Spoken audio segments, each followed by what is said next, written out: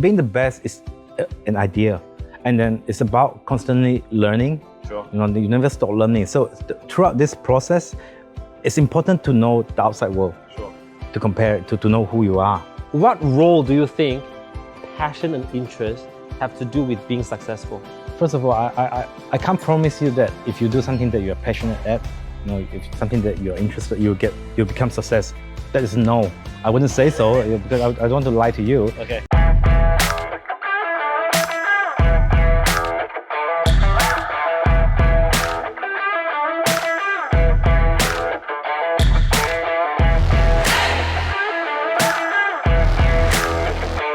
What is up, guys? My name is Charles Liew. Welcome to Biz Chat with Charles Liew, where we talk to real business people about real business stuff.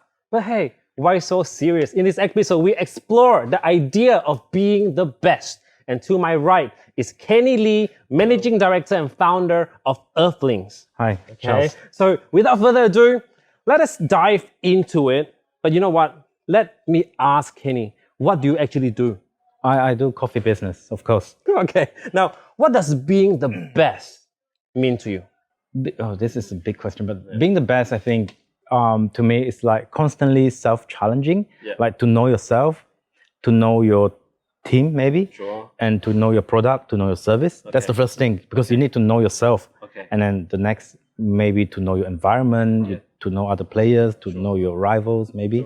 To being the best is to improve yourself within this context and see where you can improve, because we can't improve ourselves without comparison. So it's always about ourselves, our team, our product, and our environment in our mind. So what does knowing the things around you, like especially within your own organizations, right? Your people, your own knowledge, for example, what do all of these things have to do with being the best? Because isn't being the best comparing yourself with other people and knowing that you are the best, right? So why do you need to know yourself? Okay, first of all, I have to redefine the idea of the best, because I'm not sure whether I don't think I'm the best, because I think everyone thinks they're the best. Hopefully, I mean, that's good for everyone. Mentally healthier, to believe they're the best. I mean, it's good. But being the best is an idea. And then it's about constantly learning. You never stop learning. So throughout this process, it's important to know the outside world.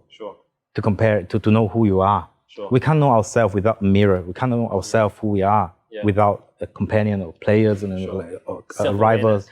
So we need, a benchmark out there to know that where we are at the moment. Okay. Now, what's the incentive to continue to be the best if, say, for example, you know you are the best, right? So what's the incentive for continue to actually try to surpass whatever you are doing now? Okay.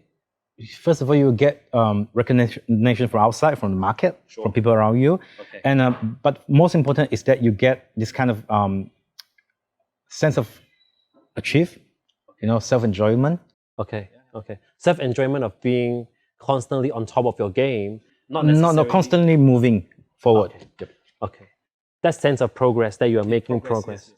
Okay. So is being the best carving out your own niche and then being the best in it? So for example, a lot of people are going down this huge tunnel here, right? And then there are a few people going down here. And then someone goes to the market and say, I'm going to try to carve out something here. And if I own it, I'm the best in this narrow definition that you have actually concocted yourself. Is it possible? From the local point of view, maybe I may look like what you're mentioning just now, like doing this, what you mentioned just now. But from my point of view, because I'm looking at the international, market. So what I'm doing now is not something new. It's not something really niche. Absolutely. But it's a trend. It's out there. Just that the local, they are not quite sensitive about that. So from the local point of view, I might seem like a very niche and unique character, but if you put our company into the international context, it's just another player. I know that. Okay. So we'll go back to that later when we say niche, because niche could actually mean better, right? I mean the idea of our description just now about climbing a mountain. So maybe we'll talk about that later on. Okay. Now, why coffee? Oh, why coffee? Like, why coffee? Is it your passion? Coffee is a mystical drink that has been changing our world for the past few hundred years. Coffee is unique. Coffee is about sharing. Sure. It's about exploring different kind of flavors, exploring. So coffee just doesn't taste just one way. No. If you look into the flavor, if you look into the flavor wheel, it tastes so different. Because if you look into like the chemical composition of coffee, if you look into wine, you have like 200, 300 different kind of chemical composition. But if in coffee, more than 2,000. So the thing about it is how much you can learn from coffee. And coffee grow different variety, different species when they grow in different what do you call it, microclimate, different environment, different kind of soil environment. You get totally different flavors. So playing with coffee is like I'm sitting coaching, but I get to explore the world. I get to connect with farmers from around the world, people from around the world. It's about connection, sharing. Yeah, it's just very unique. I think that's the perfect product for me to move on. So how did you get into it in the first place? How did you explore all of this like 2,000 different profiles of coffee? Like, how did you get into it in the first place? What piqued your interest in the first place? From one of our friend, a lady. In Australia or? No, in local. Back then, I was called back by my dad from West Malaysia to help him in a car business. Right. And then I decided to start my own business. But then at that time, I met this lady she's a reporter, but she got killed in a car accident 9 years ago. My goodness. Back then, she always, show us how she made coffee with a mocha pot and a burner. And that's where I started to explore about, wow, coffee is so amazing. The flavor, all the character of coffee that really caught me at that time. And then I tried to look for different kind of coffee, in coaching back then. And I have been trying for so long, like few years, to the point that I decided to, why don't I do it myself? Why don't I create this platform for everyone local, able to, experience the full system of specialty coffee. Understand. So you haven't always been interested in coffee. Like, some people say like since a young age, they were not so dramatic. No, 10 years ago. Just 10 years ago. Okay. And then once you decided to get into it because somehow there was interest there, it just spiraled into this whole. Thanks to the e-commerce, where back then because there's no raw materials I can get here. There's no raw coffee beans I can get in Kuching, so I have to buy online. Right. Yeah. Okay. Got it. Okay. So you wouldn't say coffee started as your passion, but it evolved into one. You may say so, yeah. Okay. So what role do you think passion and interest have to do with being successful? First of all, I can't promise you that if you do something that you're passionate at, if something that you're interested, you become success. That is no. I wouldn't say so because I don't want to lie to you. Okay. But with passion and interest in what you're doing now, you are more endured. You're more endured towards when you're facing hard time, we're facing challenge, because you're doing something that you think worth it. Yep. Even though if I fail in the future, maybe if I fail, I don't know. Yeah. Still, I think I'm worth it because I did what I wanted to do. I love that. So passion gives you endurance, and I agree with that 100%. Right. So it's basically you doing something that you believe in. Right? So you're trying to create the meaning that you think you want to create in the world. Now, if you fail, even if you can't make money from it, right? After 10 years, you may walk away and you will still enjoy that whole experience because you have done something worthwhile and you would have created meaning. I would regret if I didn't do so. Absolutely. Put it this way, yeah. They're exactly the same as the reason I started my business as well. So my philosophy is very similar to yours. So distinct in the market, I can see that. Thank you so much. I love that. Okay, so guys, we'll go to a break and we'll be back with more. See you later.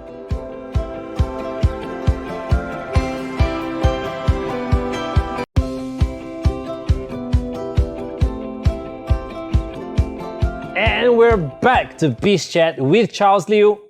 Competition. Kenny, what's your view on competition and how to deal with it? All right. Okay, when we talk about competition, I think it's important to have competition because without competition, without comparison, there's no way you would improve because you always need a direction to improve, right? So with a competition, it gives you the urge to improve. Sure. So if there's no competition around you, like what the French philosopher once said, if God doesn't exist, and there's a necessity to create one. So for us, we always look for, you know, a party or a partner or companion to compete ourselves with. If there's no competitor in local, probably we'll look for someone out there. Sure. And that's the way to keep ourselves moving. Okay, okay. When you say competitor, would it necessarily be a role model or a hero that you want to mirror yourself, or do you necessarily see them as a competitor that you want to surpass? Not really. I would say the competitor give you a very good view on your own weak spot. Sure. You know, by seeing their strength, you see your own your own weakness. Yeah. And that's where you can improve. Okay. You don't want to be him, but you want to improve yourself. Sure, sure. So it's also important for you to then decide who your competitor is, because you're going to go in that direction. If you want to compete with this, like, so say for example, there are 4 competitors and they all have different values. Exactly. You will need to pick the one that you think is most congruent with whatever you believe, and then you go in that direction, trying to beat them. Would you say? My first move is to cherry pick from their strength, each of them, to help ourselves to improve our weakness. Yep. And then when we have all our weakness fixed, I don't think I have to overcome anyone, because that's the target. Sure. Because I'm not planning to become one of them. Yep. You know. Yep. Or to take over them. I think we are playing with our own game. Yep. And so it is also possible entirely for someone else to see you as the competitor as well. And it is your goal perhaps to actually be that, right? To be that competitor that everyone wants to actually I hope this create that kind of culture, that kind of you know, values for local to improve themselves, to aspire towards that kind of quality, right? Yes. Okay, got it, love it. Okay, let me ask you this. I mean, we see you pivoting your business in recent years. So you may not use the word pivot. You may say adapt, like we have said off camera. So tell us more about that. Like, what made you do that in your business in recent years? Okay, you're saying about we start as a cafe. And then afterward we move towards supply. You appeared like you started as a cafe, but you know, like I learned from you earlier, that may not necessarily be the case, because it was always the plan to get into the wholesaling and the supply thing, right? But the adaptation came, like you said, when it comes to machineries. So, you know, can you go deeper into that? If you look into our background, even before we started our first business in City One, we actually went around the world, you know, to learn about coffee, to acquire all the certs and build all the connections. We have a grand plan. Before that, because you know, like I said, my plan is to bring in the complete experience of specialty coffee, the third wave thingy. So it's in our plan to do all this. What's third wave, by the way? It's that's a big question. I don't think we should move into that. It's a new culture of specialty coffee where we really look into every single segment in the supply chain, from crops to cup. Okay, got it. It's a big topic. We can talk about this for like more than... Okay, sorry, going back to adapting your business, going around the world at the very beginning to actually, Okay, so if you look into a coffee plant from, say, if we look into Arabica coffee, they grow in the highland, in a higher altitude, right? Yeah. If you were to remove them and plant them in a flatland with low altitude, if you were to move them to a low altitude, they wouldn't survive. Sure. Right. Yeah. You would need to, you know, do some, you know, environment manipulation, adaptation. Exactly, to make it survive. Yes. Same to the coffee as well. If you look into the coffee business in Western world, say Melbourne, say Auckland, right? They work for an hour, which allowed them to buy like 7 or 8 cups of coffee. Sure. But for local, a cup of long black Americano, they may have to work for 1 or 2 hours to get a cup of coffee. No matter how many coffee lovers we have in the local, no matter how much they love about coffee, there are something between. We are different. Yeah. The context, the environment, you know, economic, we're all different. So in order to play this game local, we can't just cut and paste the foreign model in our local market. You have to adapt. That's where we move in. We have to focus in education. We have to focus in supply. We have to focus in all kind of things to grip the ground. where we can, really use this 10 ringgit or 12 ringgit per cup of black coffee, where we can really share it with the local. Because if we only sell black coffee, if we just cut and paste the local, model, we failed very early already. Understand. Okay. So at what point did you find yourself needing to adapt your business in recent years to actually not appear to be solely just coffee, in the retail coffee restaurant kind of thing, to actually supplying machines to competitors as well? I think, first of all, I don't see them as a competitor because we are focusing in different things. Sure. For me, I would like to see more players in the market because more players like, Starbucks or whatever, if they focus in promoting coffee culture, that will help us as well. For sure. Right, because they're creating more awareness to the market. Yeah. Isn't it? So what we're doing now, even though we are supplying machine, but for us, it's part of the supplying chain. It's also part of the coffee chain. Yes. From crops to how you extract the coffee, the techniques, the technologies to help you extract coffee better. It's also part of coffee. I don't see that as a different, deviation or what. I love that. Okay. So just to sum everything up, in a succinct way, which is we are not against people coming to our industry, right? So for all of the viewers, right? It is not about stopping people coming to the industry. It is about welcoming them to actually together help build the industry to create the kind of awareness. Because if you are extraordinary, if you are remarkable, the word remarkable, I love the word remarkable because it comes from the word remarkable, so worth making a remark about.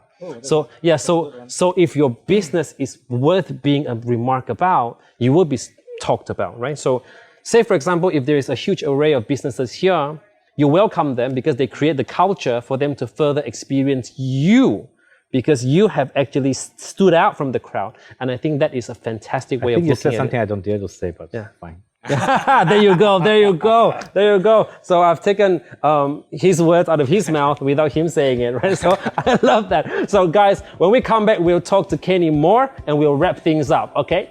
More soon.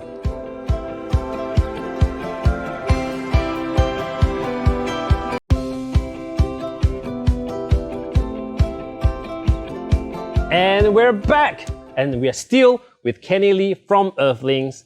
We're going to talk about success to wrap things up, okay? What is success? I don't know. I wouldn't say we're success. Moving on. Okay, yeah, but if you were to say in general, success to me, I'm not saying that we are success, but to me, I have a target is to create a good product and service, an example in the market, where we can help the market and ourselves to improve, constantly improve and learning. I think that's important. There's no fixed point as now we are success. No, it's always ongoing. It's always moving forward. I love that. I think a lot of people ask me like, what do you do now that you are successful? I ask, how do you define success? What is the definition of it, right? Who are you comparing yourself to say that you are successful? Right, so it comes from your own interpretation of it, would you say? And because if you think you're successful, you may stop learning. That's the end of the story. That's the end of the story, right? The end of the story. I love that. Okay, now last one, second last. What general rules do you think, or just one general rule, golden rule, do you think our viewers can immediately adopt right now in their business and see growth? Never afraid of failure. Never afraid of failure. Yes, you have to try out many possibilities, all kind of possibility without killing yourself. So because you gain experience from small failures and all this, and then never stop learning. Do not be fear about failure because many of them, they're afraid to fail. If they fail, they think that's the end of the story. But I don't see it this way. You have to move on. It's like upgrading your iOS or whatever apps you're doing. You have to keep moving onwards, keep learning, never stop learning. Okay. If someone fails too big, and they can't stand up. They still have to stand out one day. Sure. Okay. And you mentioned about constantly improving as well, right? You say like to not be afraid of failure and to learn from the experiences and to never stop learning. Explain never stop learning. Never stop learning, meaning that you should never think that you know everything. First of all, you should always see possibility to improve in every kind of business. Because what happened local, I mean, general in the local businessman, they think that they are playing a game where the market is saturated. So if I do, say if I'm cleaning the toilet, that's what I'm doing. But I don't see that there's way to improve in the way how I can clean the toilet more effectively, more creatively. So because we believe that that's it. Right? When I'm selling car, this is what everyone's doing. But if you believe in every kind of business, there is way to improve, and there will be. Sure, understand. I like that is because we have to also understand the fact that we're in Malaysia. We're in a developing country, right? So if we look at our environment and think that this is it and we're the best in it, right? And we stop, This is it. And then we stop learning and we stop learning. The truth is, other businesses from other countries can so easily in the future just come into your market and change everything for you.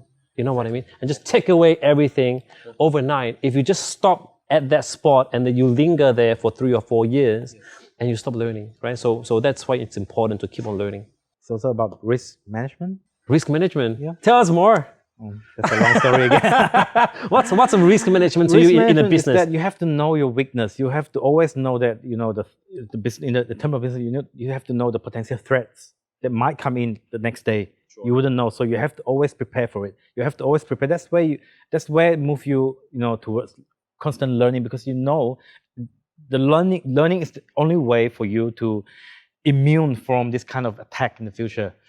So you have to always learning. You need to know your rival. You need to know the potential threats, and then you need to know where to arm yourself. I like that. So that comes from actually knowing your weaknesses as well, right? That comes from knowing your weakness. Yeah. It takes some, courage to look into your own weakness. Yes. Oh yeah.